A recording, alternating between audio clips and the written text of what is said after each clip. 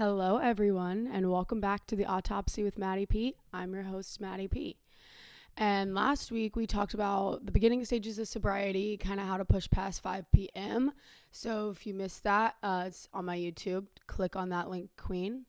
And we're going to start, of course, with warm-up. I'm already kind of cringed out by, hi, guys, welcome back to the Autopsy with Maddee P. We're going to get a handle on it. Don't worry. And we're going to start with some warm-up. I have been crazy this week. Like, natural crack is filling my system, and I don't know if it's because I'm reaching a more level-headed place or what's going on, but I am full of crack and I'm loving every second of it. So we're gonna start with a warm-up. You know how we do. I thought we could start with a lovely quote I actually heard this morning by our fearless leader and mother, Brittany Broski. This is a good one, guys. I want you to take this to heart. If you're not gay or related, get off my porch. She's referring to men. Second amazing quote. You have a man coming over to what? Murder you?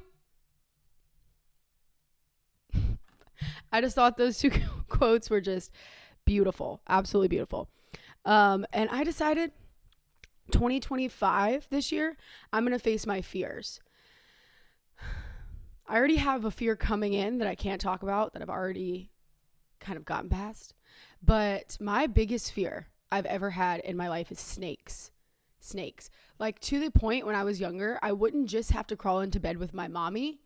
I would have to crawl onto the pillow so my legs were not going down into the covers, or like my head was not off the pillow.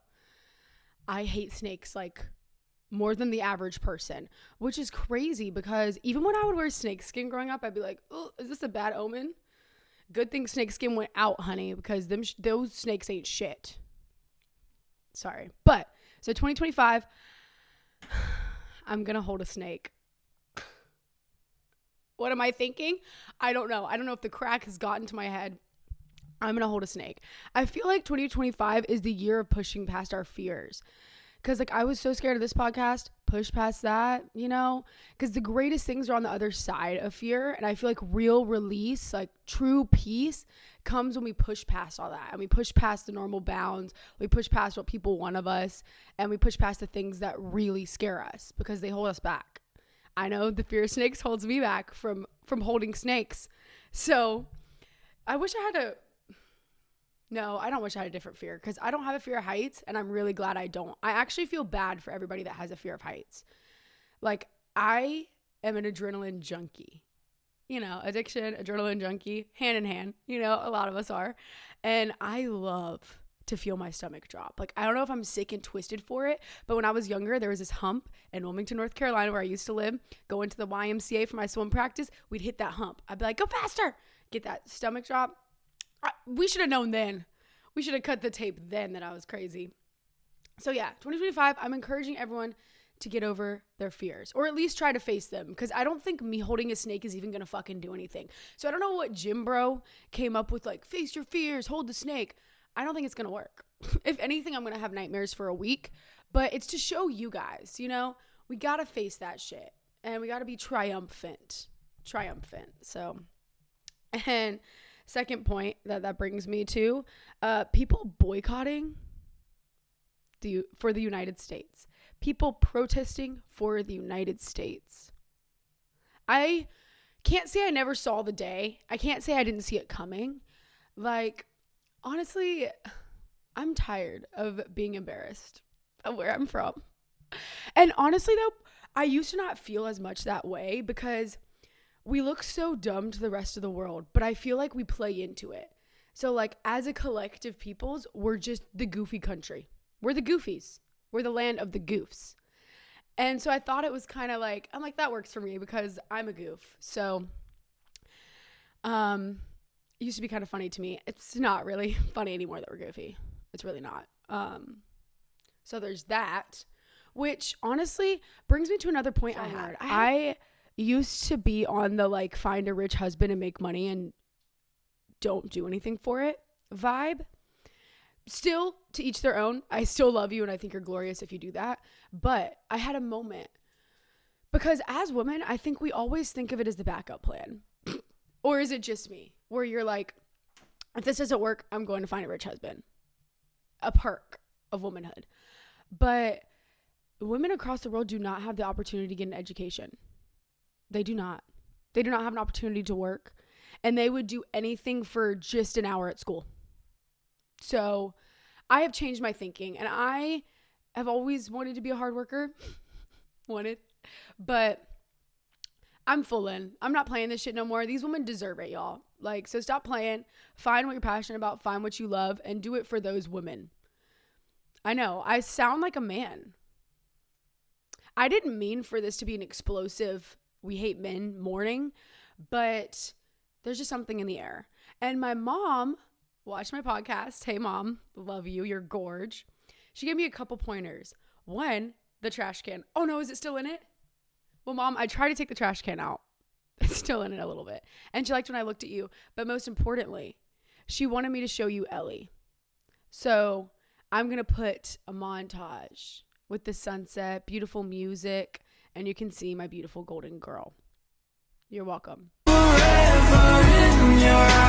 But the fire thing that pissed me off about the fires, well, so many things. And I only watch the news for catastrophic events, if that makes sense. Like, I like to know what the peoples are going through.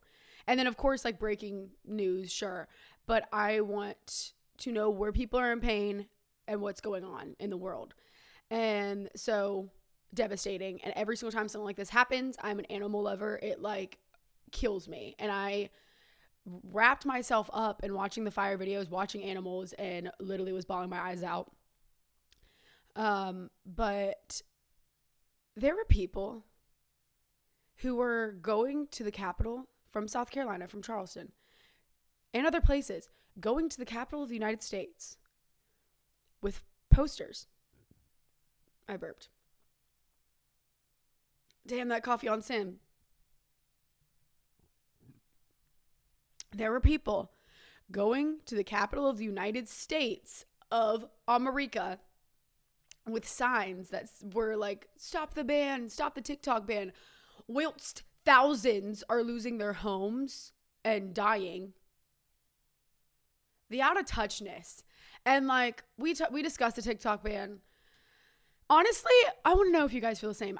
Part of me was a little bit excited to have the time and to not be wrapped up in the world of TikTok. And I know what you're all thinking. You could delete the app on your own. No, I can't. I move with the peoples. I'm with the girls. And we're still here on TikTok. So, not happening. But, yeah, part of me was like a little bit disappointed. Me? The TikTok superstar? Boyfriend in jail shot girl is tired of TikTok? Yes. And I've been showing my ass on there for a while. And I was kind of hoping that my ass was going to be deleted from the bubble of my digital footprint. But I think I'm far past being worried about my digital footprint since high school. I think we're past that.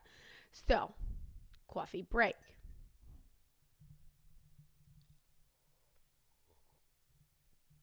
See, even my mannerisms this morning are an indication I'm on TikTok too much. Like the way I'm talking and stuff. Do you see this?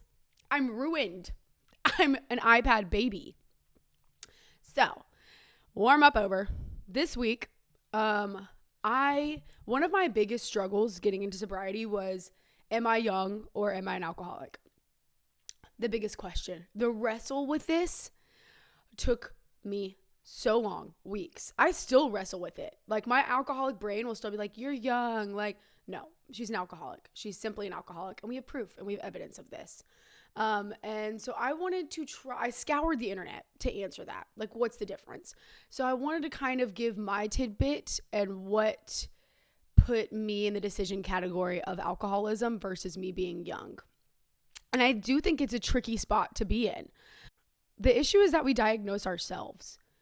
We deem whether or not we're an alcoholic. Of course, we can have doctors, we can have other people say, hey, you need help. But ultimately, we deem that. We make that decision. And that's a scary decision to make because once you're declared an alcoholic, from here on out, if you drink, you're relapsing and you shouldn't be doing it. And people are going to know. And I live with that sometimes. If I'm being completely honest, I'm like, part of me is glad that I've been vocal about it and that so many people know about it, because if I happen to step back and something happens, then I have eyes on me and people looking out for me. My sister, my sweet sister, told me she would physically attack me if I drank alcohol again in front of her. And I think that's a real sister. That is past a sister. That's whatever, friend, sister, soulmate, twin flame vibes. She's on. We look up these tests online. We're Googling, am I an alcoholic? How many drinks a week? How many drinks a day? And let me tell you something. If you're Googling whether or not you're an alcoholic, A, it's not going to give you the answer. And B, it doesn't matter. Either way, you're at a deficit to where you're having to Google, is this beneficial for me? Where am I at right now? And I feel like if you even have the urge to Google that, I feel like you should take a break. I'm just saying, because this podcast isn't just about getting clean. That's not the point to me. That wasn't the point in my sobriety. My point is my peace. My point is your peace, your happiness, not how far you get from liquor. Because then our focus becomes isolation. It's abstinence. Our focus is reeling in, getting so tight into a ball. That's not the focus. The point isn't getting as far away as we can from it, because it's going to live around us forever, irregardless. And I think that that's where the translation gets lost in the sober community, maybe because it's so fierce. And I love that, of course, but it isolates people, and then it causes them to drink in private and to hurt themselves in insignificant ways behind closed doors, which is really unfortunate. And I would like that gap to be bridged just a little bit, because it's intense. It's intense to be sober, and it's intense to get sober, and it's intense to have some people yelling at you, telling you what to do. You know, it's just like talking at you. And I feel like that was a big thing in early sobriety too. I had so many people talking at me, and it's like when I walk into these rooms, immediately people are like whatever they've rehearsed to say to a newcomer 50 times, they're ready to spiel it to me, and they're talking at me while I'm like got tears in my eyes. And it's a lot. And I know people want to help other people, and I love that, but it gets intense, like I said. And like the disappointment and the shame and the guilt that comes with parts of sobriety are really real. And let me tell you, I learned there's a difference in shame and guilt. Guilt is us being unhappy with the behavior.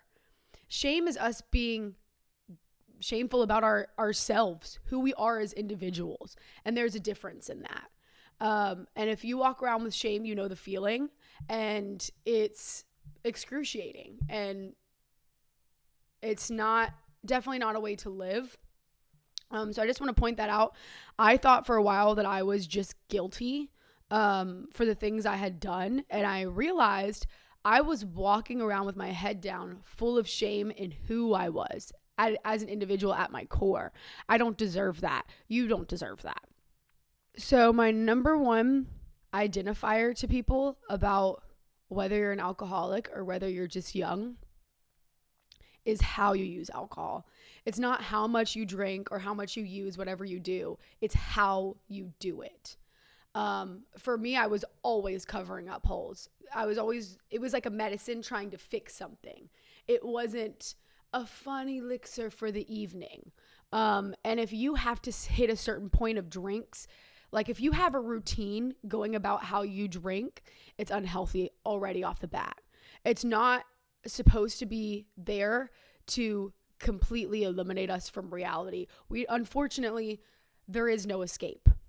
And that's what sucks. But when you realize that, it gives you a chance to assess where you're at and move from there, because we don't get to escape. The alcohol doesn't actually let you escape. It just pushes it down until you're so far gone it ruins you at some point. And it's a progressive disease. So for me, I started out with, 5 p.m., a few glasses of wine, cheeky fun. 2 years later, I'm shaking in bed at 9 o'clock in the morning. So I don't think there's a too early. Just because you're a 5 p.m. drinker doesn't take away the option of alcoholism. It's just you getting to the issue quicker than most people get to.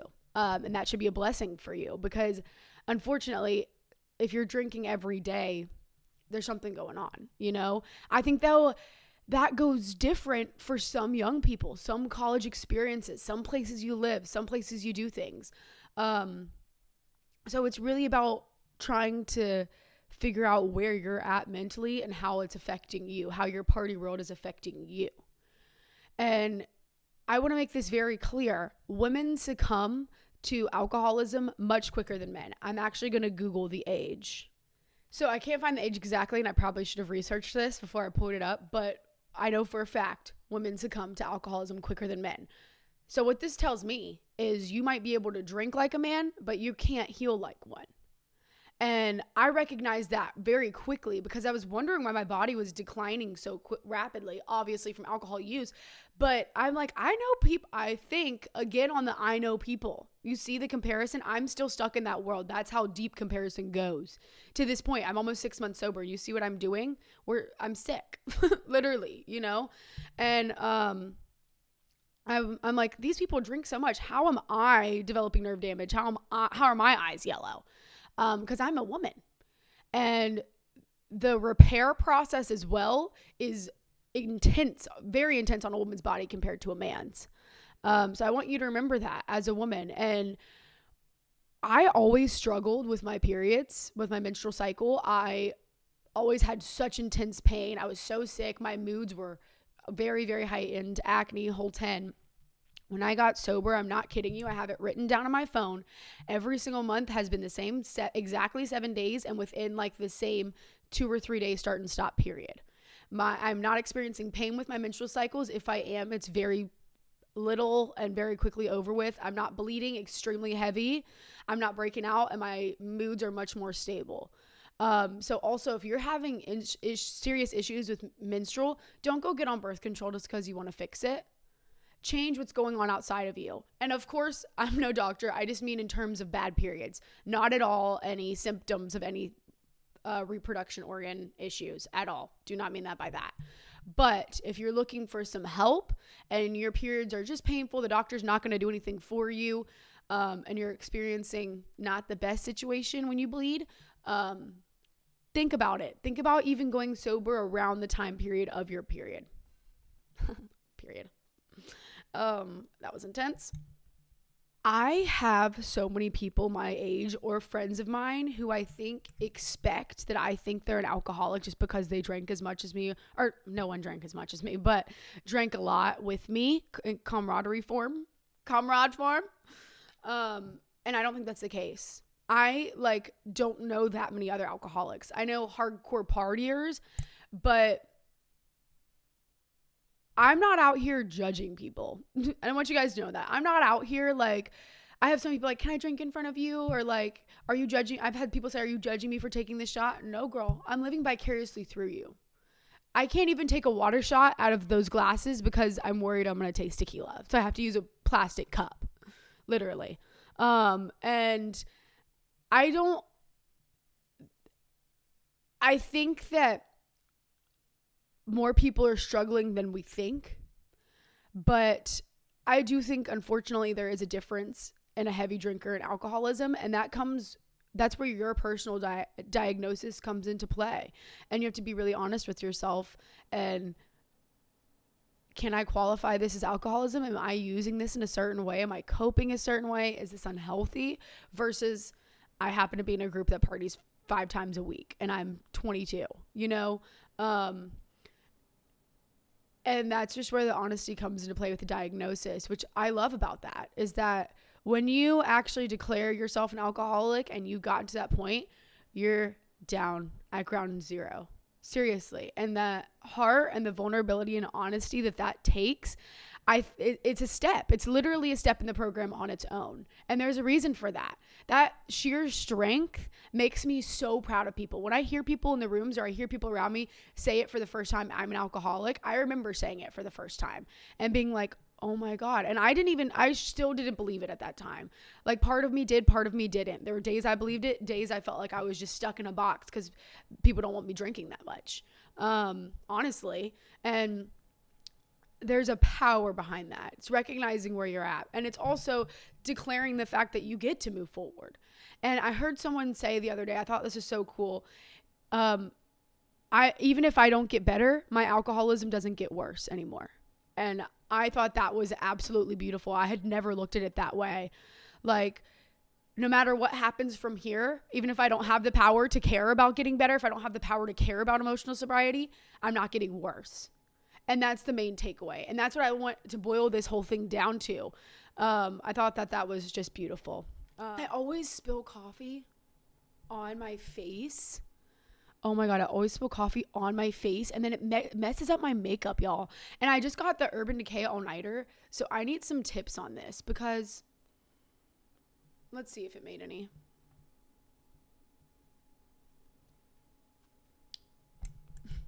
Why am I kind of hot?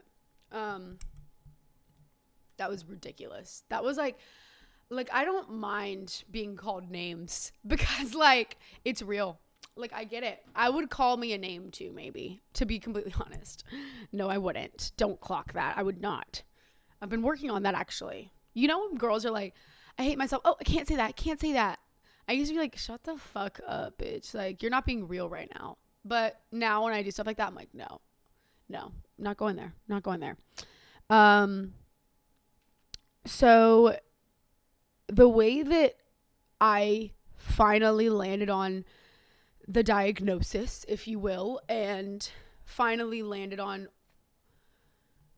me not just being young,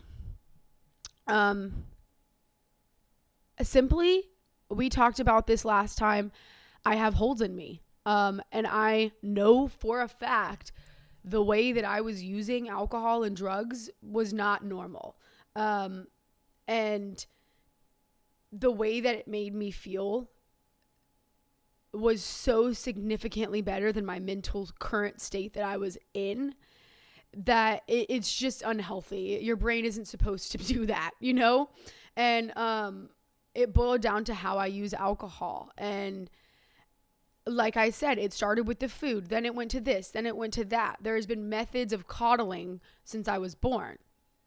And I realized that was not normal for other people, not other people my age. Like I had not seen enough life to be beaten down as bad as I was. And then I realized it was a natural occurrence, like in some ways, like it's the way that I was born, and I can't fix that. And I don't want to fix it anymore. I used to want to fix these parts of myself, but I can't work against myself with like that anymore.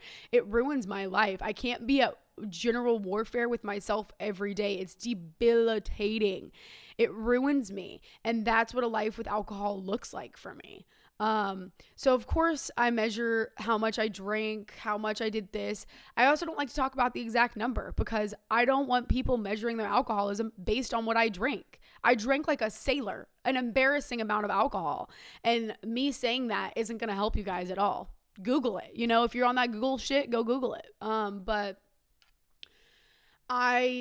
even my most intense party friends, I was hiding my using and drinking from every single person. And towards the end with like the Coke, I was oddly selfish. I was oddly selfish with drugs and alcohol. I would hold it, make sure I had enough for myself. And this isn't a natural occurrence for me. I'm not typically very a selfish person. I grew up with a lot of siblings, so like I'm used to sharing and things like that. So it's not like a supernatural occurrence for me to be that selfish with my resources, if you will. Resources is a term I'm going to use loosely in that sense. But hiding that from people. And comparison runs so deep. You just saw an example of me doing it. I would think I don't drink as much as that person, but I was blind to it. We make this facade, this game in our heads, this in between these two ears. Don't compare yourself to others. Try to refrain from it as much as you can. It's so easy to look to the next person and think, well, they can drink that much. You're not them. And it's not about them. And that's not your business, which sucks. I went through that for so long, especially food and bev and going to sit in a bar and seeing other people take like 3 shots of tequila. But then I have to remember, I see them like 3 nights a week. They're not there with me until 2 to 3 a.m. every day, you know? And I got so stuck in that comparison cycle that it nearly kept me from recovery. And it's not fair for us to compare ourselves to others. It's not fair for us to compare them to us, because no one's drinking should be compared to my drinking. It's just not fair. It's not. And also fuck fair. I'm sorry. That's something you're going to have to get used to. My dad always said fair is a place for pigs and goats and Ferris wheels. That's what a fair is. Life isn't fair. Things aren't fair. And I know I'm like such a dad for saying that, but I believe in that so much. I believe in not whining when you don't get what you want. I believe in when you get fucked and it's obvious you're getting fucked, raising your head high and choosing the better route, because shit ain't fair. It's just not that way. And we can't trust the stars. We can't trust everything to bring us the answer. We can't claim we're abundant and then not do anything about it. I think a lot of this life is action based, and that gets lost in translation along the way somewhere. And it's action based, and not everything is fair. That's just not how things work. Unfortunately, I wish it was super fair too, because then I'd probably have a lot more money right now, wouldn't I? But that's what it was for me. I knew it was wrong, and it took me so long to see that. I thought it was kind of normal, and I always thought I was a secretive, lying, cheating, backhanded kind of person when it came to use, and I just thought I was rotten. I was just like, I'm just kind of rotten in this sense, and this is a part of me that exists. And, you know, we don't have to live with that part. Now I understand I've changed that part. I don't have to be a liar. I don't have to be selfish. I thought that was kind of normal when it came to drug use and alcohol. It is not. I have found it is not. And it's exhausting hiding your using and your drinking and planning your life around it. It's absolutely exhausting.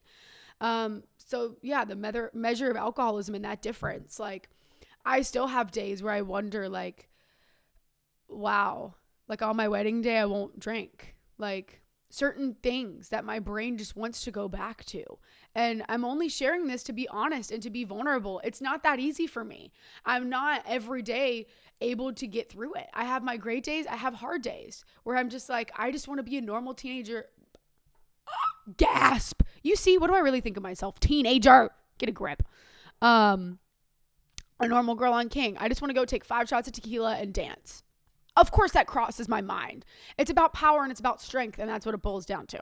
Sorry to go all gym bro again on you. I've emulated them so hard I'm becoming one, I think. But yeah, it's about how you use, not how much you drink. And it's hard to see that, but when you're making that decision, it's time to rip it all away. It's time to rip away the filters. It's exhausting. Are you not exhausted? Rip away the filters, take out the sound, and look at yourself in the mirror. Like, honestly, be honest with yourself. Are you happy where you're at? Are you healthy? Are you exhausted? And mind you, being exhausted is not normal. I thought that was so normal, to be completely exhausted all the time. Not normal. You should not at this age be completely exhausted. Yes, we can be tired. Yes, we can be burnt out. But being physically actually exhausted should not be happening. And I don't know why I thought that was so normal, but I did. And it's, again, part of the society, this crazy up and go fast life where exhaustion is normalized. It's normal for people to be exhausted because we're working these crazy work days and doing all this crazy shit, which we all know how I feel about the fastness of the world. And another kind of touch a little bit on something previously was that feeling of wanting to go home. I want you guys to understand the severity of those thoughts of wanting to go to a place you've never, what is the quote? They say like, wanting to go home, but it's a place you've never been. Or feeling out of place, not necessarily feeling out of place, that hole, that empty hole that I could call the home hole. Should we call it the home hole? That is a red flag. That is a huge red flag emotionally. And it took Allie passing for me to recognize that, like we discussed. But the urge to go home is the urge to die. And I take that very seriously now. And those feelings are very intense. They're very sad. But that's what I've equated it to, at least in my brain. I don't want to speak on your behalf. Maybe you've dictated something different for your home hole. But for mine, home hole, that means I want to die. And again, I'm sharing that through vulnerability because I think that should be observed. I think those deep human condition weird things that lead us to suppressing our beliefs and our thoughts and our everyday action needs to be talked about and needs to be discovered and understood, because these are the things that kill us. These are the things that keep us drunk. And that home hole was a sign to me. I just knew at the pit I wasn't normal and something had been wrong with me for years, and I didn't know how to address it or how to go about that. So it was easier for me to dictate the difference, while also, once I got sober, observing my friends and realizing they weren't drinking as much as I thought they were drinking. Because, like, of course, I still go to bars and stuff, have my little mocktails, whatever, and they're drinking at a normal rate. If I went to the bar with a sober person, they would be so triggered out of their mind. Like, and I'm selective about who I go to a quote unquote bar with, you know, like I go with my kind of lighter drinking friends. Like, if I'm feeling crazy, I'll go for, like, you know, night out vibes. But really, I kind of am careful about who I pick going out with. And I would have been extremely triggering to somebody sober. I was not drinking normal. And I think we're honestly, like, so hush-hush about it. I don't blame anyone for not saying anything to me whatsoever, because I'm young and because it hides it so fiercely. You can hide behind that age, especially in food and bev, but at all that age for so long. Like, I'm 25. The fact that I can still hide behind my age at 25, a boomer would never. A boomer could never. Honestly, maybe it's a Gen Z thing. It boils down to the fact I don't like facing reality. And I struggle with being a human. And the human condition is enough to kill us. I'm sorry. I know we talk about it lightly, and some people is easier than others, some is worse than others. We go through our cycles where it's harder and easier, but the human condition is that deep. I think that like, it's fucked, and we don't talk about it. Instead, we drink, or we use, or we eat, or we fuck, or we go shopping, or we do whatever we can to silence this beast. We should beat that shit. Why don't we beat her ass? We should beat her ass for fucking with us. Wow, that was a lot of curse words.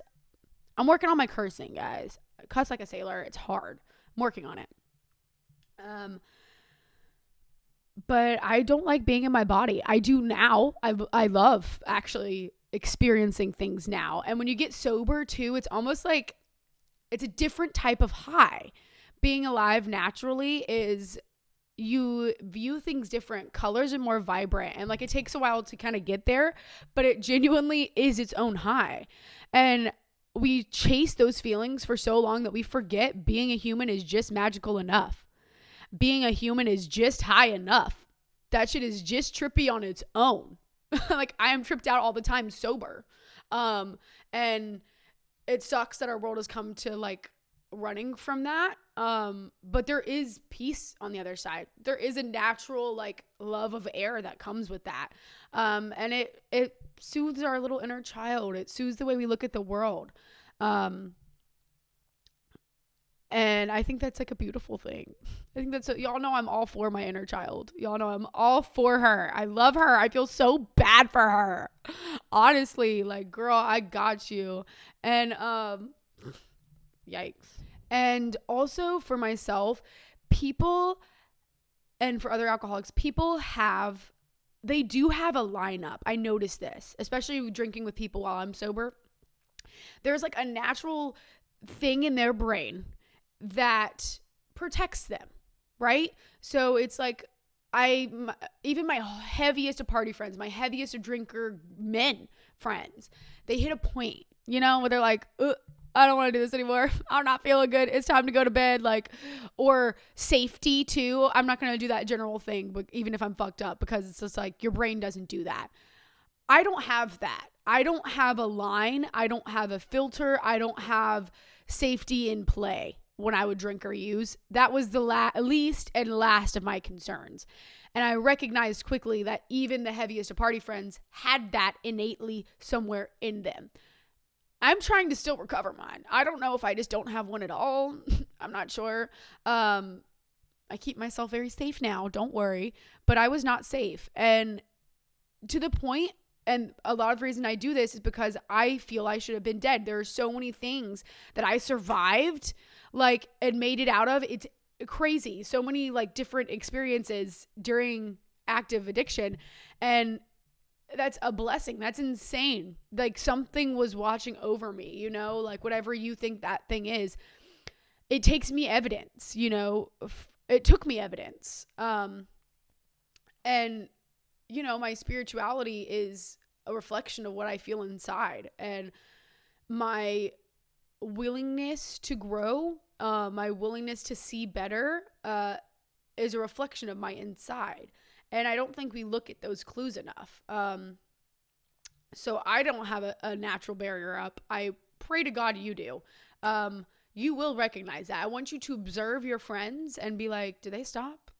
Like, is this normal? Like, I would have drinks for going to the bar and then a drink in the car waiting for me to leave. Or if I didn't have my bottle or my mini bottles in my purse. Savvy. Yes, she saved money. Very rare of her. And I just have a lot of red flags around me. I feel like I'm one of those people that needs to be in bubble wrap. If you're a person that needs to be in bubble wrap, you'll get what I mean by that. Then you might have an issue with control in general. And it's not my place to dictate what that looks like for you. But I think if you're confused, if you're questioning, if you're an alcoholic, if you're questioning if your use is too much, take 30 days, 30.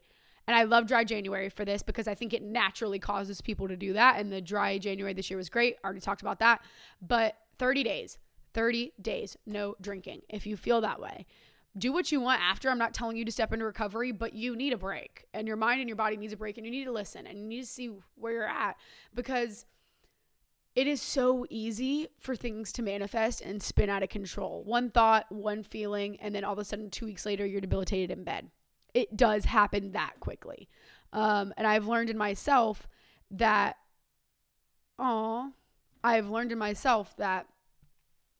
it is that quick. It only takes one thing to really be off for me to spin out of control. I've gotten more of a grip on that, but it definitely did not used to be that way before. And now I'm very intentional, and I look at the clues that I have, like the clues that I give myself. Because part of me, I don't know about you guys, I get tripped out about the subconscious, and like we're only using quote 10% of our brain, which I want to research, because I've always said that and I'm like, wait, am I lying? Is this true? But I wonder how much of my subconscious self is so damaged still. And I wonder what part of her carries the most pain. And I try to look for signs of her, of my subconscious self. And I look for signs of her in my behavior or the way I act or the way I speak, whatever it might be. I look for her. And it's hard to listen to yourself that deeply, and it takes a little time, but really settling into yourself and trying to see the side that, like, is it not so trippy we don't know our whole brain?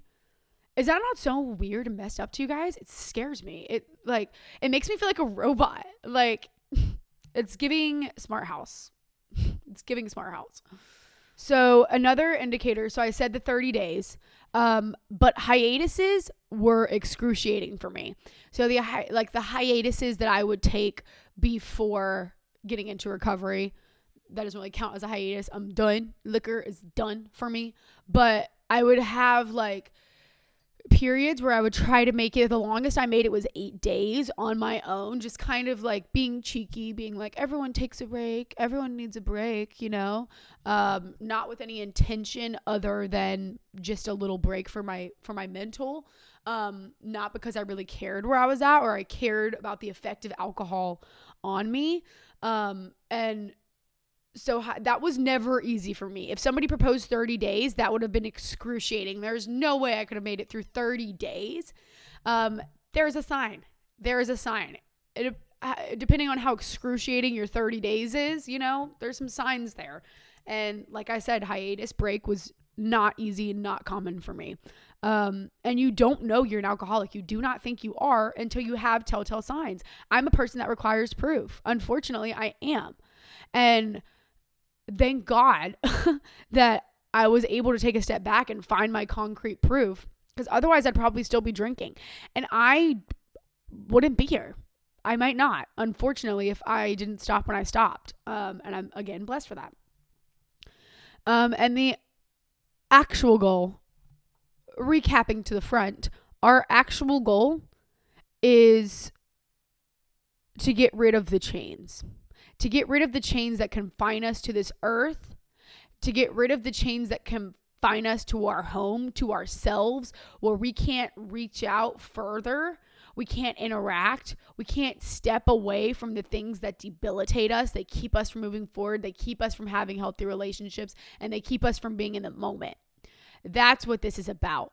The enemy is not alcohol. I want you to know that. The enemy is not alcohol. The enemy is yourself. It's just a liquid. It's a liquid. And if you only had one shot, think about that. Can you? First of all, can you have just one shot? And it's a liquid. It doesn't do that crazy of an effect for just a few sips, right? But we spin it out of control. It must have these crazy effects. We need more effects. We need to be out of our bodies more. What's going on? Drink quicker, drink faster, drink colder. I completely lost myself. When I was an alcoholic, I completely lost myself. I didn't know the things I liked anymore. Thank God I'm a purple lover, because at least I knew my favorite color will always be purple, just in case you're wondering. I completely lost who I was. And that is so scary. I apologize to you deeply if you're in that place. It is terrorizing losing yourself like that. I completely 100% lost myself. And if you don't know your hobbies, if you don't have a favorite color, a favorite food, a favorite show, you don't have a favorite of this and that, you're too far away. You're so far away from your body that you don't know the basics. And I'm not talking about somebody with a busy life. I'm not talking about somebody with kids. That's different. If for the reason that you don't have yourself, is from drugs and alcohol and from your habits, whatever they might be, whatever your addiction issue is, you're lost. You're lost. And I wish I could shake myself and be like, you're so far away. You're so far away from self. And so I think take a second, ask yourself, wait, what is my favorite things? Can I answer that question? Because if I can't, I'm fucked. I'm fucked, especially as a young person who doesn't have so many distractions in life. When your biggest distraction in life is alcohol, you got to fix it. It can't be like that. I have no other distractions in life. My only distraction was alcohol. I didn't have a ton of things to do, but yet my day was filled to the brim. But I don't have a career. I don't have kids. I'm not married. I don't own a home. Yet my day was filled to the brim. And I discussed how I got so far from myself that the creative side, all that stuff was gone. And that's a telltale sign. How far are you really from your body? Because I wasn't living in self anymore. I was living in tomorrow, or I was living exactly in that moment drunk, loving it. There was no tomorrow for me. I didn't care about what tomorrow looked like because Maddie was already there handling it. She was already drunk tomorrow. And so I think that's maybe a good sign and a good indicator that you're just too far. And you just need to reel it back in. And I wish somebody would have told me that, because it took me so long to recognize that I wasn't in my body at all. And I had successfully escaped. That's what I'll say. Nearly. Successfully escaped. The life is what I thought I had done. And escaping life gets you dead. Escaping life puts you in bed sick. Escaping life is not what you think it is. It is not a breath of fresh air. Escaping life is 6 feet under rather than 6 feet above. It's hell versus heaven. That's what escape is. And I wish I would have known that, because I'm an artist. I'm literally an escapee. What is it? The word. I'm an escape exhibitionist is what I thought. I'd gotten so good at that shit. And I thought it was a skill. It is not. Lo and behold, it's not. I know. Yeah, basically, it doesn't have to be in your genes. I think for me it is. And so I think that's a really easy indicator. Again, not in terms of comparison, just in terms of if your mom has cervical cancer, you're a lot more likely to get cervical cancer. If your dad died of a heart attack, you're much more likely to die of a heart attack. It's science, and not from a comparison standpoint. We're taking comparison out of the picture, remember? It's a mental illness. Alcoholism is a mental illness. And I wish it was categorized more in society that way. I think it would be looked at a lot different. It's a mental illness. A mental illness with no medication, mind you. No medication, no cure. Luckily, we've got a plan in play if we're blessed enough and our mind can grasp that enough. But for some of us, we're floating in the open ocean, and it's a mental illness. And I know that to be true in myself because I face effects from it all the time. And the cycle and twists and turns that I go through in my head, the anxiety that wrenches me constantly. And I'm working on that. So I don't want to, I think it's a result of a lot of things, and I'm starting to see a therapist. But it's a mental illness, and I wish it was seen more by people, because I felt really categorized as sick. And in some ways it was a release. It gave me answers. And in some ways I was just like, ugh, like I didn't like that.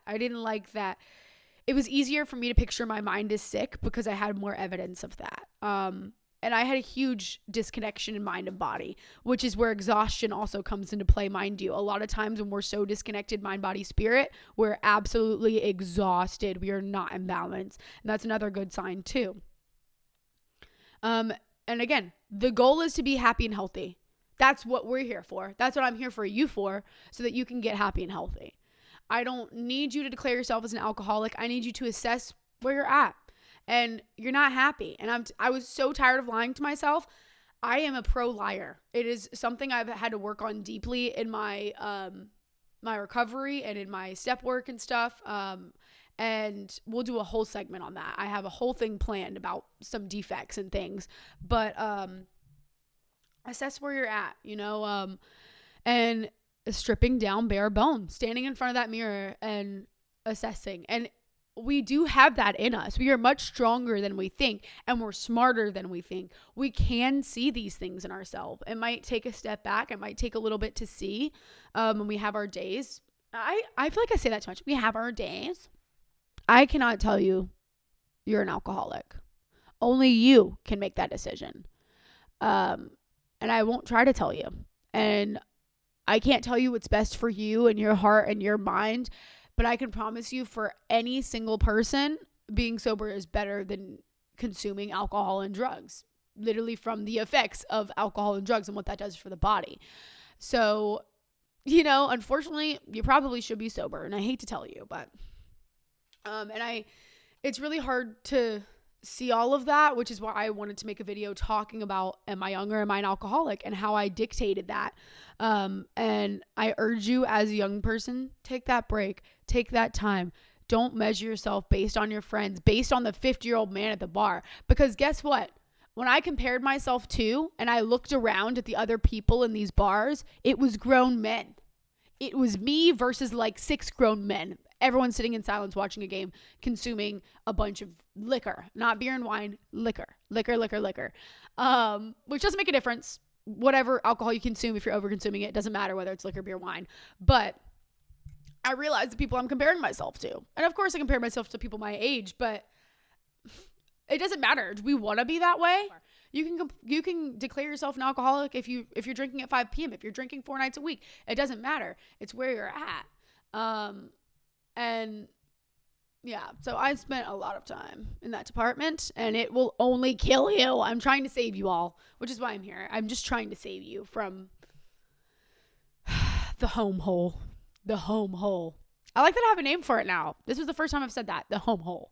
Also, I would think, this is crazy, but I feel like other people do this. I would think about pirates or old-timey people, cowboys, people that drink all the time. And I'm like, dude, pirates were drunk all the time. Yeah, they died at 30. So I don't know if I'm the only one that does that, or if that will just be a little bit of comedy for you guys, the fact that I did that. But then I realized one day, I was like, wait, they die when they're like 30. I don't know if I should be comparing myself to a pirate right now as a 20-year-old woman. I mean, arg, and I love pirates. Don't get me wrong. If you're watching this, Blackbeard, love you the most. But yeah, that's not a good comparison to make. I also didn't have a future.